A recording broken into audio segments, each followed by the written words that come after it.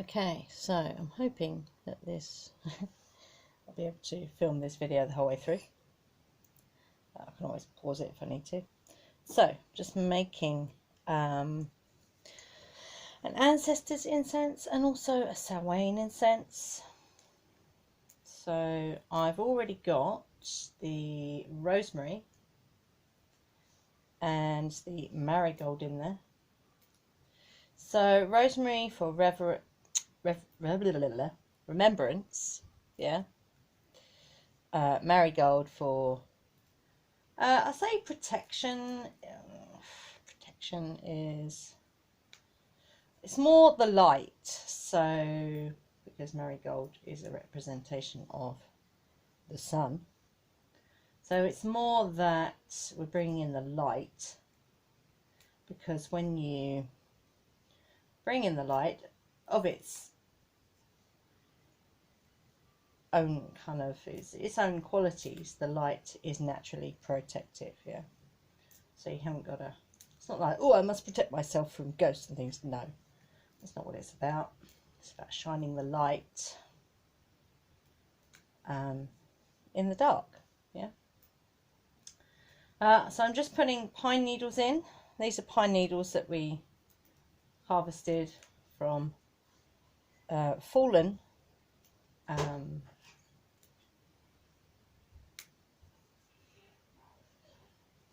bits of pine trees, for want of a better word, from the ground. So when they fall, but they're not yet brown, so we tend to pick them up. So today it's very windy, so perfect day for going and gathering like branches, things like this, like pine needles, pine cones, anything like that is on a windy day, because it's number one, it's already been harvested, if you like. As long as you get out there quickly, otherwise animals will make their homes in them, and then you don't want to disturb them, yeah. And you also don't want those animals in your home, because that's not where they live. They live out in nature. Okay, so just a little tip there. We've got in there a few more in there, and it's also got the energy, the kind of energy of the wind, which has caused it to be harvested, if you like, yeah. It's very cool. So I think that'll just about do it for that one. I'll drop down here. But the thing with pine needles, yeah, is be careful when you're using them, yeah, that you don't get bits all over your carpet, because believe me, if you tread on them, that's gonna hurt, because they're very sharp on the end. They're very pointy, yeah. I mean, you can buy them, I guess, but why buy them when you can just go out there on a windy day and actually collect some yourself, you know? So so I'm just going to carry on. So as you can see, because these are already dried, these have been dried. I think we collected these the year before last, actually. So they're nicely dried. So they're really easy to break up, yeah. So I'm just going to carry on breaking those up. Okay, so they're all done. So the next thing I'm going to add is copal. So when you're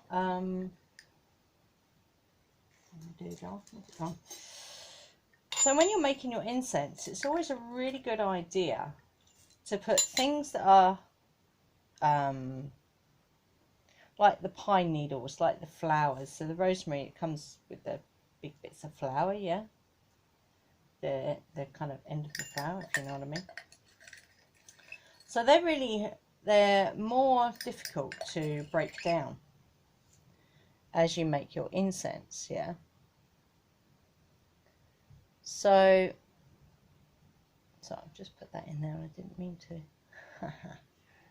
So what? I'll put that in there anyway.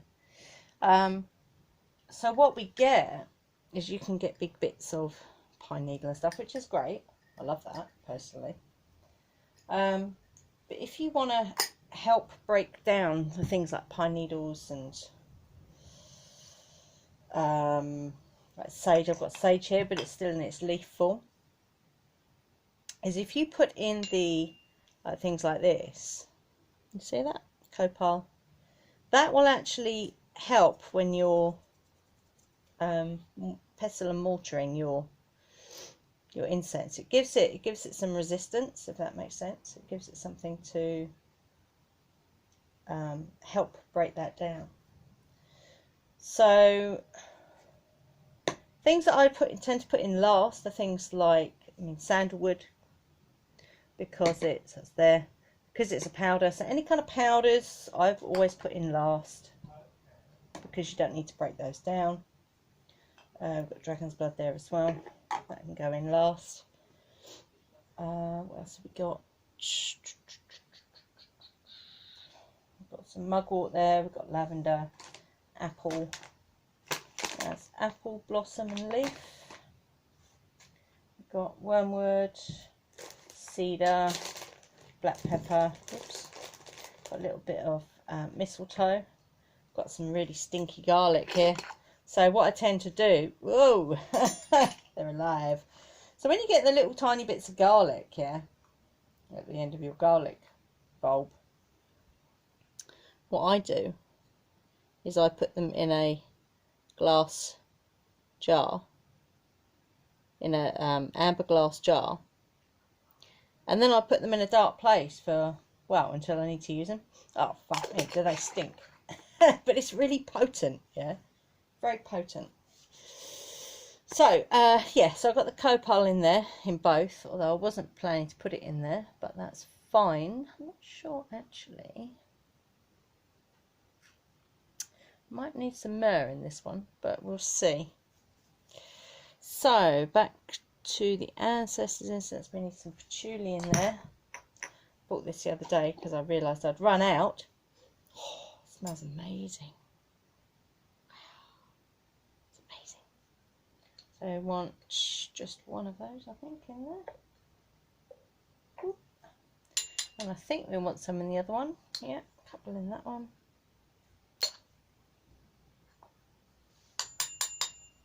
I love patchouli leaf. Oh, it's one of my favourites. Absolutely one of my favourites. Oh, they need to go in there. What else have we got? We've got some cedarwood.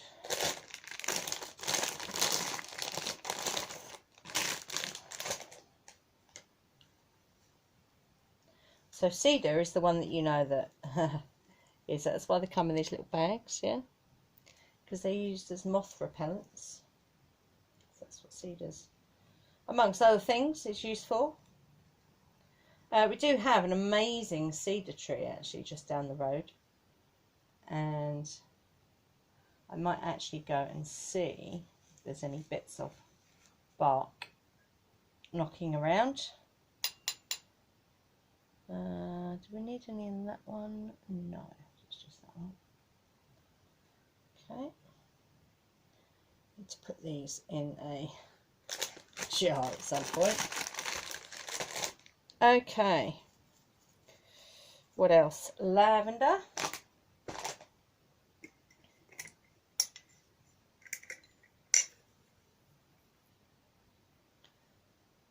Half.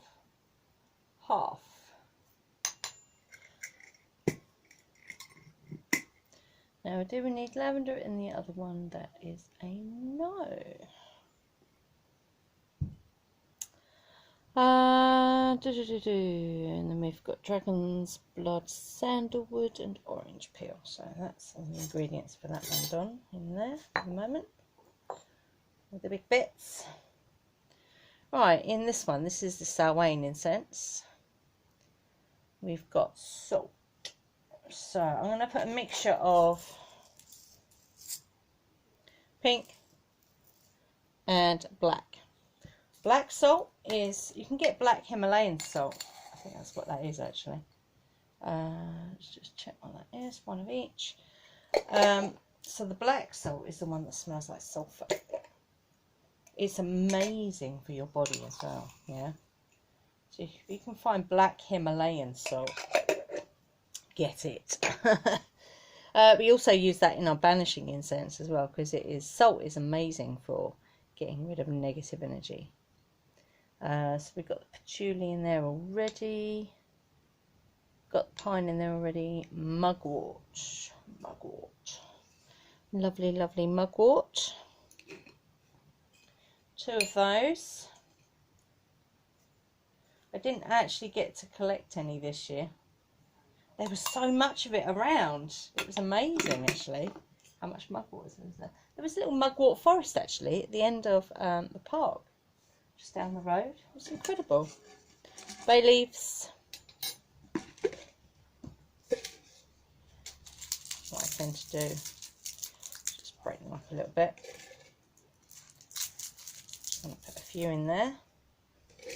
In fact, I might just empty this whole container.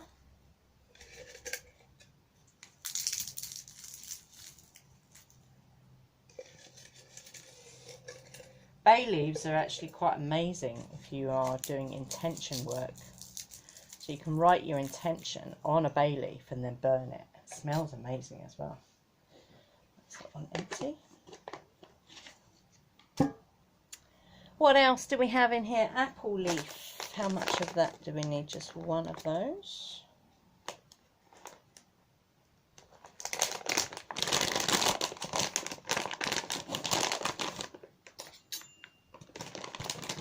Apple leaf and blossom, I think. Is it just blossom? I think it's blossom. I think it's a tea. Dried apple blossom, yes. So most of these kind of things you can use as teas. Black pepper. Black pepper. Oh.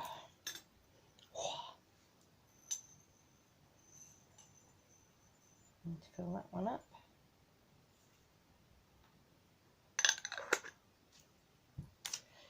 Black pepper, wormwood. Wormwood. Oops. 1 of those.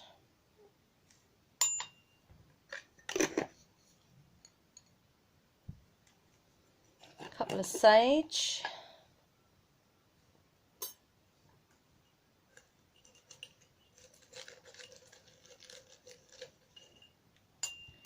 Do it with my fingers. If in doubt, do it with your fingers.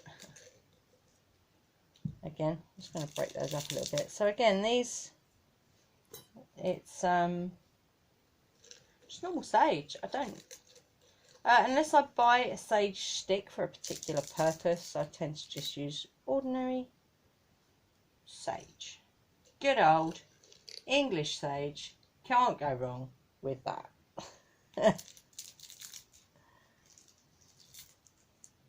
So these were just dried. They were actually dried above our fire altar, actually.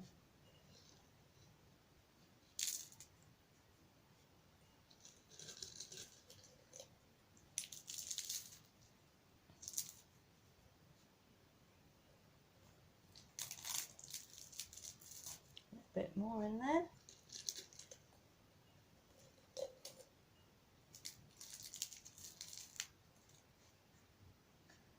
One more piece.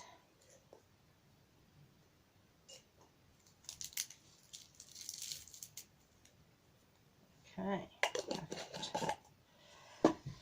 What else? I think we've got everything in there apart from the powders. So that's all good. So I'm going to add a little bit of mistletoe. Just a little bit. So literally a little bit. Yeah. And a little garlic. So look at that. Can you see it?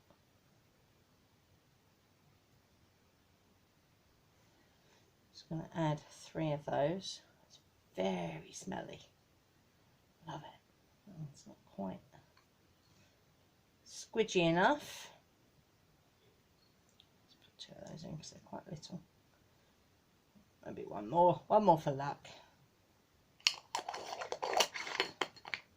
Right, so the only thing left to put in these is these powders, and then the oils as well. So when you are pounding your incense blend, you want to have an intention, going on while you're doing it. So depending on what the incense is for would depend on the intention. You can visualize things, whatever you want to visualize as you're doing this. You can chant a mantra if you want to while you're doing that. So this can take a little while, and just keep pounding the incense until it forms a reasonable powder. So you might still have some bits and pieces, like bits of leaf or bits of, in this case, bits of pine needle, but as long as it's, enough of a powder to be able to put on a coal, and that's perfect. So I'm going to pause this and carry on doing this. I'll come back to you shortly.